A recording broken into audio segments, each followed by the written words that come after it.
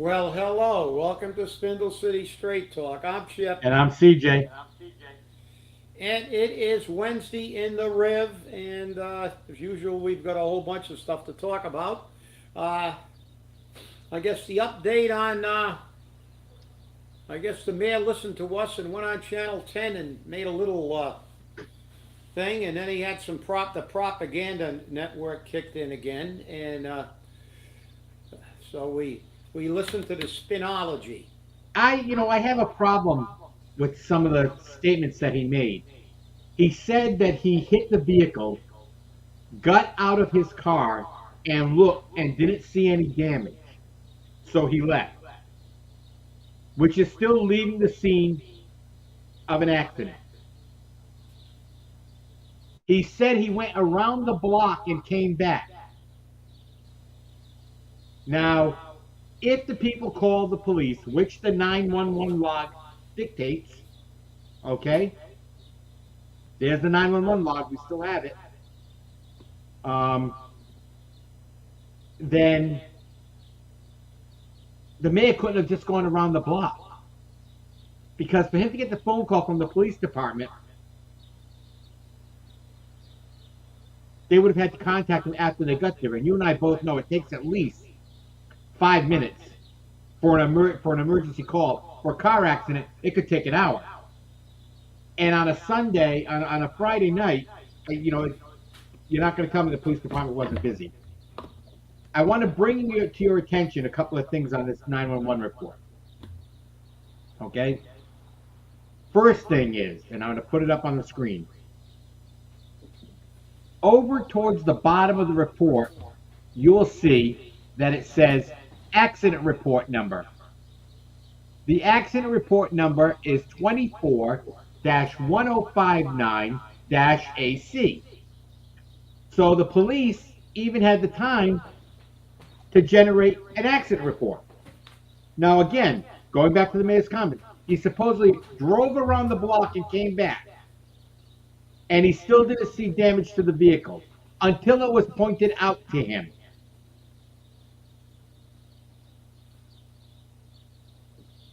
He said that he called the police chief and asked if it was okay for the parties to just settle the matter. And the police chief said to him, that happens all the time. But not when a police report is generated. And if this was you or I, Chip, we would have been charged with leaving the scene of an accident. And I have a problem with that. Now, here's the rest of the story. He says that he agreed to meet with the victims, and I'm going to call them that, the victims in Taunton at a body shop on a Sunday. How many body shops do you know are open on a Sunday? I don't know of any. I don't either. Yeah. But hey, it is But hey, and he supposedly, and I've heard 2 or 3 different amounts. First, I heard he paid him $1,000. Then I heard he paid him $1,100. Then I heard $1,050. The reports keep changing, and the statements keep changing. This reminds me of when his wife was in an accident with her bike, and we read the police report on this show word for word. word for word. And the story that the mayor was sharing and the story that the police report was dictating were two totally different things. So again, I have to ask, what am I supposed to believe? Who am I supposed to believe? It's getting to be very interesting. Well, look, CJ, none of this makes any sense, okay? Number one, I know that the propaganda, somebody said what a great citizen he was to go down there to Taunton and pay the bill. Well, that's not being a great citizen. That's getting out of your surcharge. If it cost them $1,100 or $1,200 or $900 or $800, it's better than getting a surcharge in your insurance for 5 years and having your insurance rates go up. That's a very common practice. That's the reason that the police chief said that it's a common practice. A lot of people do that. Now, listen, I know from experience that, $1,100 is not a lot of damage today on cars because, I mean, I had a guy back into my tail light one time, broke the plastic on my tail light, and said, the guy said, look, I'll pay for it. I don't want, I said, well, and I took it down. I took it down to the body shop, and the thing was like, it was like $1,100 or $1,200 because you had to buy the entire tail light housing thing. You couldn't just get the plastic anymore because that's the way things go. But the bottom line is, you're not going to tell me that wasn't observable. He said he got out and he looked. And then he looked twice. Then he drove around a block because now he's going to claim, I had a guilty conscience. Well, you should have, you called the police chief, asked him a question. If you were that concerned, you could have called the police chief and said, run this number, find out what this person's name and information is so I can contact them. I'm going to look around, see if I can find them, but then I'll reach out to them. And you didn't. So there's a lot of questions here. Does Paul have a pretty substantial record of not being totally forthcoming and kind of bending facts and manipulating facts? Absolutely. That previous unfortunate accident, it's always unfortunate, we know that the facts of that case were totally misrepresented by him and never corrected. Did he have the best intentions? Look, everybody has to make their own evaluation of what he did. But, I did a lot of post-fire investigations. I got a pretty analytical mind. None of this stuff makes sense. I've seen that happen. People get out, look around, hey, nobody's around, but look around, nobody's here. I'm out of here. I've had personal experience. When I bought my car, it was brand new. I went to Home Depot, some guy came. Fortunately, I was on the phone. I hadn't left the car yet to go into Home Depot. Some guy backed into with a truck, backed into my car, didn't even get out, just slammed it into forward and started driving off. And I jumped out of the car and started writing his number down, and when he saw me, he stopped. Then he backed up. Then I got his information. Was he trying to bail? Absolutely. I witnessed the same thing at a flea market in Taunton many years ago. I got out and took the woman's number. She then stopped and started yelling at me, it's none of your business. But then I went in and got the police officer, and they got the owner out, and they ended up having to do it. Do people leave all the time? Yeah, some don't. Some leave a note on the car. But this guy had the ability, has a lot more ability than you and have. You can't call a police officer and say, run this plate. But you can bet your ass the mayor can. Mayor can pick up his phone and ask the police chief anything he wants. That's his police chief. He appointed him. He called him up and asked him if he could settle without a report. Come on, Paul. Everybody knows that. Are you that? Well, no. Maybe that's a rhetorical question. You are that clueless. Maybe you didn't know. But this sounds a little fishy to me. If you want to give him the benefit of the doubt, by all means, do so. But to me, this is a reflection of who he really is. A tale of two Paulies. The guy that jumps out and screams at women who are collecting money for their kids' dance class or whatever, or dance club, or whatever they were collecting for, and the one who pretends to be, oh, I paid out of my own pocket. Yeah, no shit, you're going to pay out of your own pocket. You're going to get a surcharge for 5 years. Your insurance is going to go up. It's going to cost you a hell of a lot more than fixing something that's fairly minor. And that's the key. Fairly minor thing.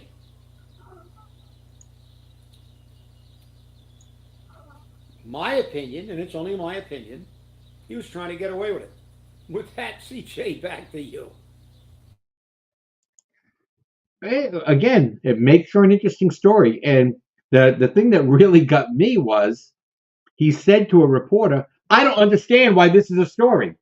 Why is this a news story? Is he so obtuse that he didn't realize that the same thing happened in Warwick with Avedisian? As a matter of fact, they charged him in Rhode Island with leaving the scene. He pled nolo, and he's on probation for a year, and then they'll expunge his record if he doesn't do it again. Again, this is what people are saying about Paul right now. They posted over social media. This is the perfect example of white privilege. That's exactly how it was put. Those aren't my words. Those are people from social media. They wanted to know why he was able to do that because they knew they wouldn't have been able to do it. I have to disagree with that, though. That is not white privilege. That is political privilege. And it has no color. Yeah, if you're a black Congress person, you got privilege. If you're a Hispanic, you got privilege. If you're white, you got privilege. He had political privilege. Why is it a story? Come on, Paul. Yeah, I'm being rhetorical again. He is that clueless. Let's face it, he wandered around the school department for 30-some years with his hands in his pocket and his head up his derriere, just collecting his paycheck. Didn't care about anything that was happening around him, like the rich people do about homelessness. Nobody cares. It doesn't affect them. Why is it a story? You're the mayor, and you left the scene of an accident. Have you ever seen the newspaper? Firefighter leaves the scene of an accident. Police officer leaves the scene of an accident. School teacher accused of. When you're a public employee or you're a politician, it's a story. Do people hit people all the time and try to leave? Yeah. And if the owner of that vehicle is fortunate enough to have somebody jot the number down, they call the police. The police go to that person. It doesn't get to the news, but they are going to, as CJ said, they don't get to call a police chief. They don't get to call a person to say, oh, I'm the mayor. I will take care of this. Just keep your mouth shut. Remember who I am. I'm a mayor. That's why it's a story, bonehead. That's why it's a story. Okay?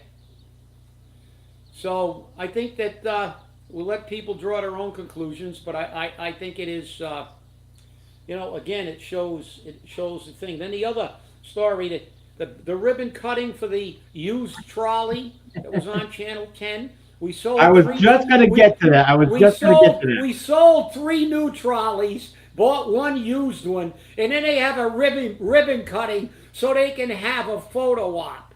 How pathetic is this? Well, here's what they're saying about it, okay? And I'm going to bring up a quote from a specific politician. And I want you to tell me who that politician is based upon what was said. Okay? Well, let me bring that quote up.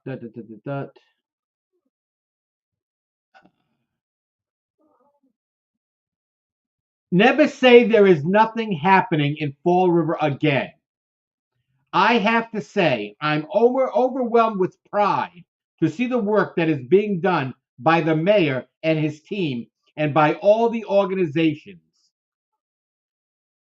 Who said that? I'm taking a wild guess here. Carol Fiola? Bingo! You Oh my win! God! I wish I could pick the megabucks that way. Then I could I sue know. everybody. I What a know. surprise! Her puppeteer, the puppeteer of Paul's spouse. So, yeah, I'm overwhelmed. I'm overwhelmed by the homelessness. I'm overwhelmed by the lack of attainment in the school department. That's what you should be overwhelmed in, Representative Fiola. I'm overwhelmed by the fact that you did not give preference to veterans as we're homing in on Memorial Day. Homeless veterans over illegals. I'm overwhelmed by all that. You're overwhelmed by money and photo ops because you're a politician. And CJ, I gotta get to it because I pulled something. I went through my records because I want to talk about. We've got an election, probably the election of our lifetime, facing us now. And we always talk about how nothing ever changes. The people never learn. They let these people crap all over us. And sometimes let's try to learn from history. I went through some of my old stuff, and I always save this stuff because it always comes in handy. And I got this, and I'm going to send this to you. I'm going to PDF it, send it over to you. You can post it on our website. This is a column I got a long time ago now. It's been a while. But to show you how things never change, this is called, I'll bring it up here.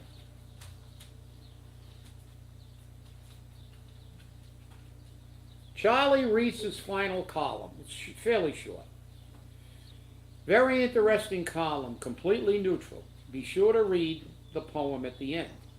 Charlie Reese's final column for the Orlando Sentinel.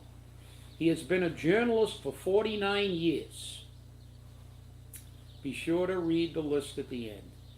This is about as clear and easy to understand as it can be. The article below is completely neutral, neither anti-Republican or Democrat.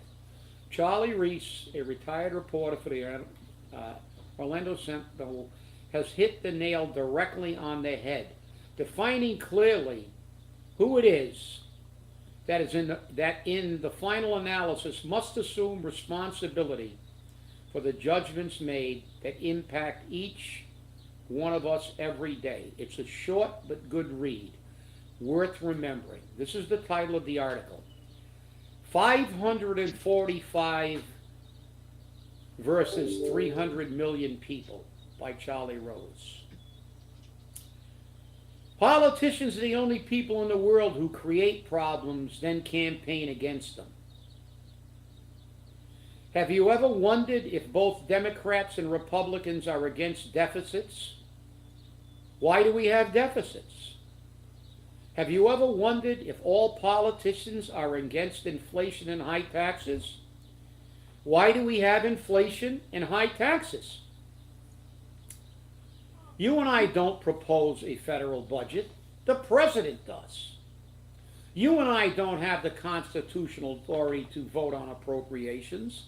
The House of Representatives does. You and I don't write the tax code. Congress does. You and I don't set fiscal policy. Congress does. You and I don't control monetary policy. The Federal Reserve Bank does. 100 senators, 435 congressmen, one president, and 9 Supreme Court justices equates 545 human beings out of 300 million are directly, legally, morally, and individually responsible for the domestic problems that plague this country. I excluded the members of the Federal Reserve Board because that problem was created by Congress in 1913. Congress delegated its constitutional duty to provide a sound currency to a federally chartered but private central bank. I excluded all the special interests and lobbyists for a sound reason. They have no legal authority. They have no ability to coerce a senator or a congressman or a president to do one cotton-picking thing. I don't care if they offer a politician $1 million in cash. The politician has the power to accept or reject it. No matter what the lobbyist promised, it is the legislator's responsibility to determine how he votes. Those 545 human beings spend much of their energy convincing you that what they did is not their fault. They cooperate in this common con regardless of party. It's nice and short. But then he lists the taxes that at one time did not exist. So I got to go through this too. This might be funny if it weren't so true. Be sure to read it to the end. It's kind of a little poem. Tax his land, tax his bed, tax the table at which he's fed. Tax his tractor, tax his mule, teach him taxes are the rule. Tax his work, tax his pay, he works for peanuts anyway. Tax his cow, tax his goat, tax his pants, tax his coat. Tax his ties, tax his shirt, tax his work. Tax his dirt, tax his tobacco, tax his drink. Tax him if he tries to think. Tax his cigars, tax his beers. If he cries, tax his tears. Tax his car, tax his gas. Find other ways to tax his ass. Tax all he has, then let him know that you won't be done till he has no dough. When he screams and hollers, then tax him some more. Tax him till he's good and sore.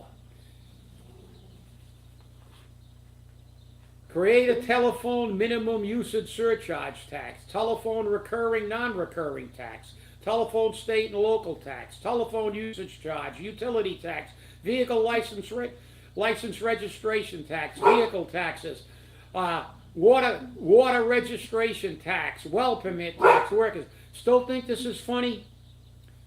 Not one of these taxes existed 100 years ago, and our nation was the most prosperous in the world.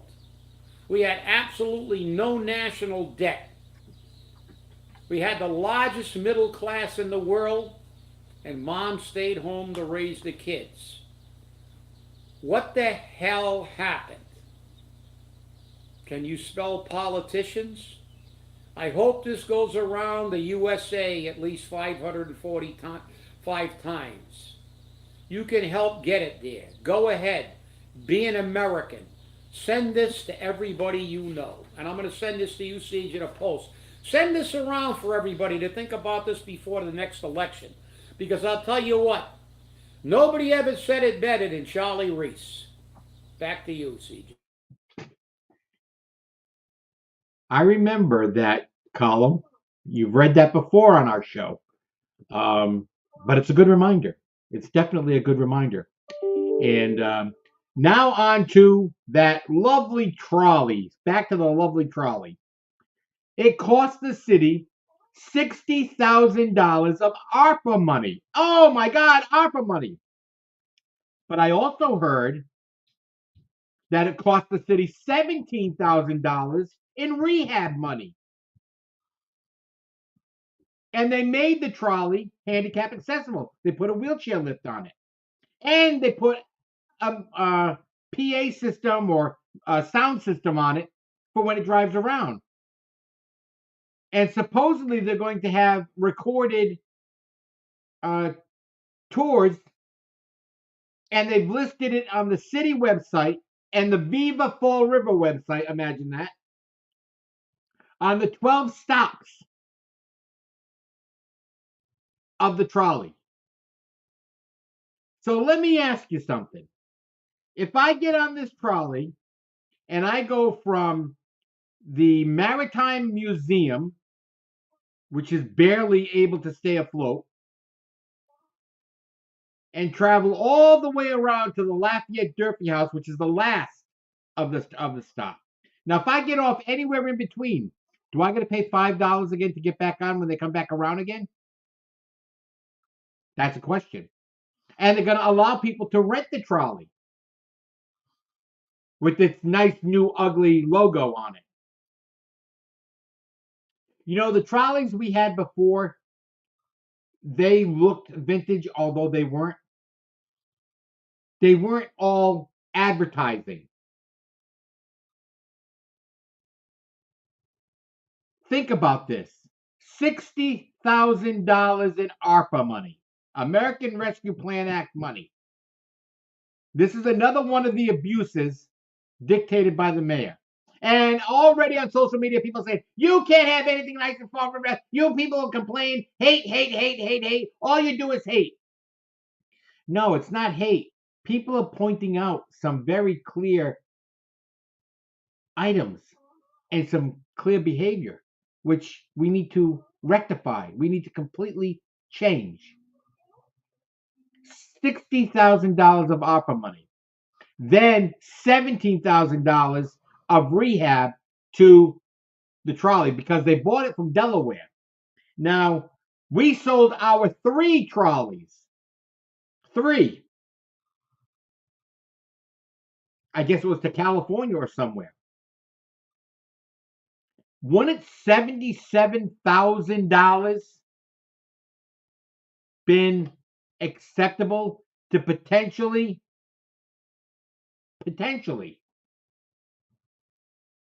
repair those trolleys, modify those trolleys?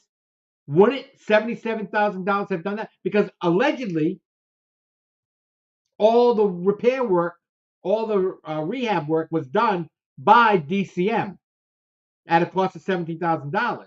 But meanwhile, the mayor made a comment not too long ago that the trolley was over at Diamond. So which is it, Paul? Is it at the DCM garage or is it at Diamond? I saw it at the DCM garage. This is what makes people question your statements. Listen, CJ, look. We got rid of 3 new trolleys.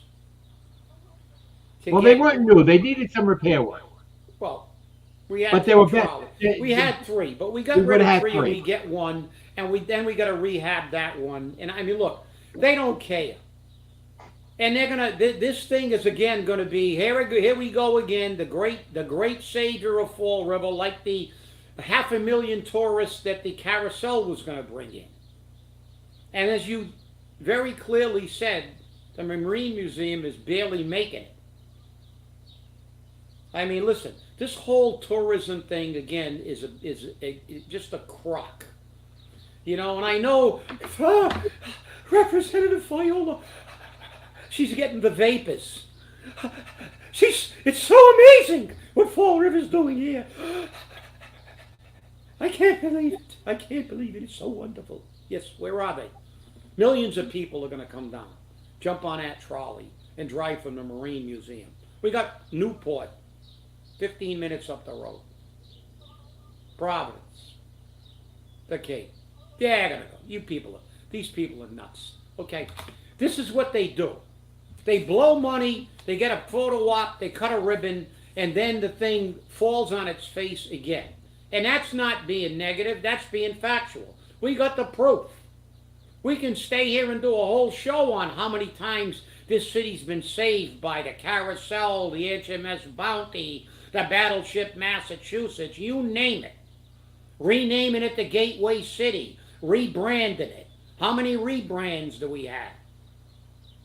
Changing the logos. It's all bullshit.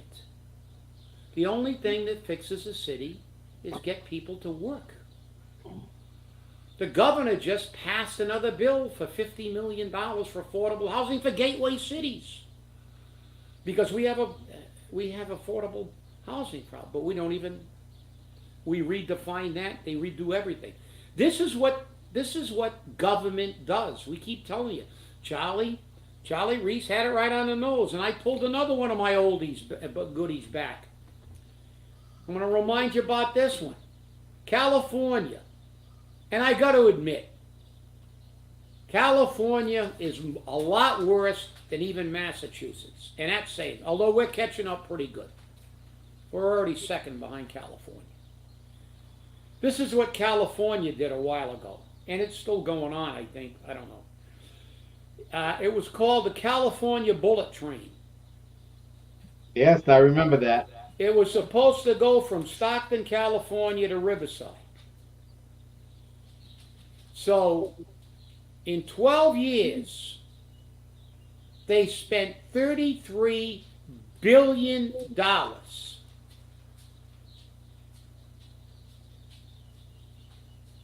There is no end in sight.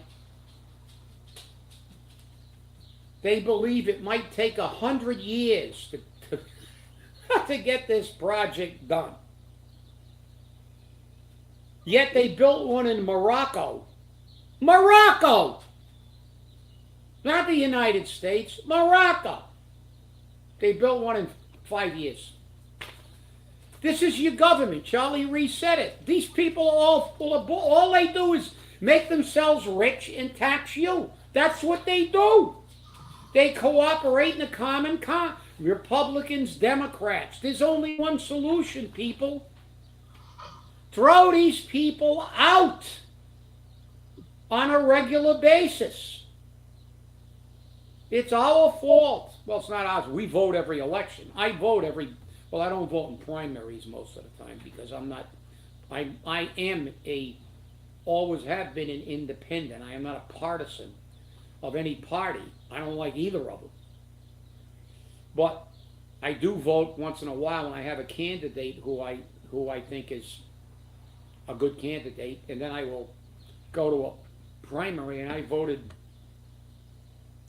over the years in both Democratic and Republican primary, probably to be perfectly frank, most of the time in Republican because they're more fiscally conservative, and I am a fiscal conservative. I'm moderate to liberal about certain programs because I believe people do need help, like affordable housing. But these people are all nuts. They're all full of crap, like Reese said. They're in it together. 545 human beings spend most of their energy trying to convince you that what they did, remember that, what he said in that article, and he really articulated it well. Everything that's happening to you, they did. And we can take this article, cross out Congress and the president, and replace it with the mayor, the city council, and the school committee. Correct. That's the problem. As obscene as this is, and this article is right on target. And I think Reese actually won a Pulitzer Prize at one time. Great reporter for 49 years. It's no different. He picked the federal government because obviously they have the greatest impact. But that's state government, local government, town government, city government. Just change it. The number will change. 1 mayor, 9 city councilors. No, so it's not 545 anymore. But they do the same thing. Remember that when your excise tax comes in and they triple it. Remember that when your water bill comes in and they triple it. and then you increase for the next 5 years after that on top. They did this to you, and they're trying to convince you it's your fault. They can't stop spending money, and it's your fault. So, I mean, I don't know what else you can say. I think that we really, really, we're going to remind you of this. And I got to get this one in quickly, CJ. I know we're running a little, but that's why it's great. We don't have any time limit. We're pressing on Memorial Day. I want to make a little short announcement here. For those people who knew Manny Cavallo, he worked for 31 years in a housing authority. He passed away this weekend, and he was our oldest member of the Retirees Association. He was also one of our last, if not I think the two last members of the greatest generation who served in World War II. He served in World War II from 1943 to 46. He worked in he served in the China, Burma, India theater. And also, and I knew Manny very well. He used to be at the Liberal Club all the time. He was a member of our association. And also, Joe Lima, who was a lieutenant on the fire department. I worked with him from the time I got on the job till the time he retired. I worked with him as a firefighter, as a lieutenant like him, and then he worked with me when I was a chief. He was one of the best firefighters I ever knew. Another man who was 97 years old, and another World War II veteran who served in the Pacific during World War II in the Navy. Manny was in the Army, as I said, in the China, Burma, India theater. Both of those individuals served their country proudly. Manny they're going to have a graveside memorial. It was supposed to be Thursday at 10 o'clock in Westport. It has now been changed to Friday at 10 at,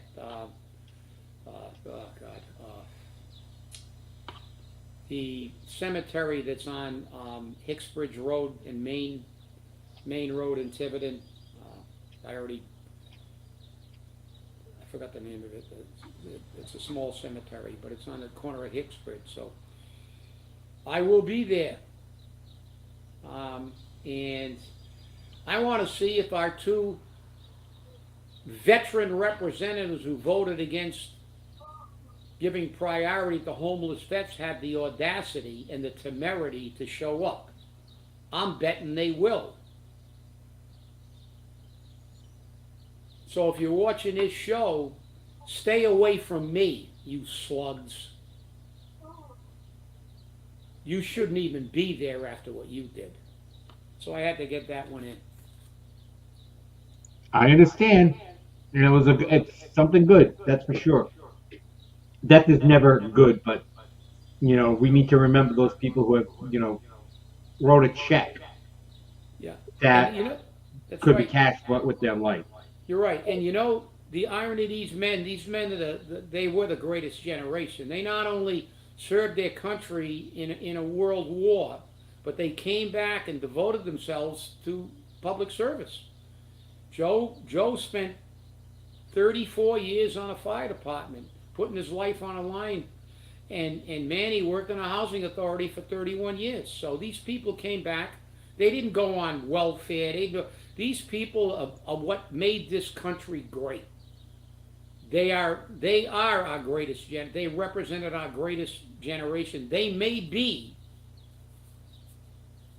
I'm not sure, but I'm thinking I have to research this. They may be the last World War II veterans that we have in the city of Fall River. Unless they may be somebody who wasn't a city employee, but I don't know of anybody else who's a World War II veteran that was still alive, and they both passed away on the same weekend. But they may be the last two World War II veterans that we had in this city. And that's something. How easy it is to forget sometimes. How easy it is to forget. And you're right. Let's see if one of those slugs show up. Well, it'll be interesting to see. But remember, Alan Sylvia still maintains that he's never voted against a veterans proposal. Never. So Well, we showed the vote. I understand that, but And look, and we challenged them. yeah, we have. Showed us that that record is incorrect. Right. We have a copy that says you voted nay, and as did the rest of the delegation. I did hear the rest of the delegation denying their vote. You went on and denied that vote. And if you can prove it, we will tell everybody That's right. That's that right. you did that was recorded incorrectly. But we have the record. We haven't heard a peep from you since we offered that challenge. Yes, that's true. That's true. Hey, I had something to talk about homelessness and rents at the housing authority, but we're gonna have to save that until Friday.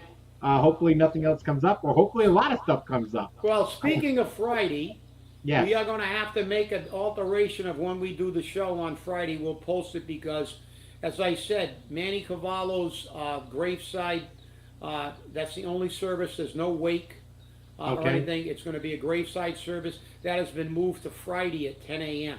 So that's the time of our show. So I am going to be at that service, and I just can't miss it. I can't in good conscience not be there.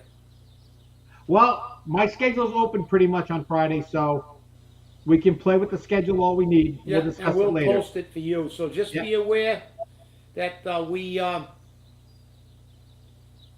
we will be coming on at a different time on Friday, and I know we didn't get a lot of commentary on this. There wasn't a lot to comment on because everything we said was pretty straightforward today. I don't think there's. I think there's a lot of food for thought that we put out there today, and let people chew on it and make their own judgments. So with that, CJ, back to you. Well, that's it. Well, I want to thank you all for watching, and remember, stay safe, stay angry, and hold your politicians accountable. We'll see you on Friday at a different time. Thanks for watching. Have a great day.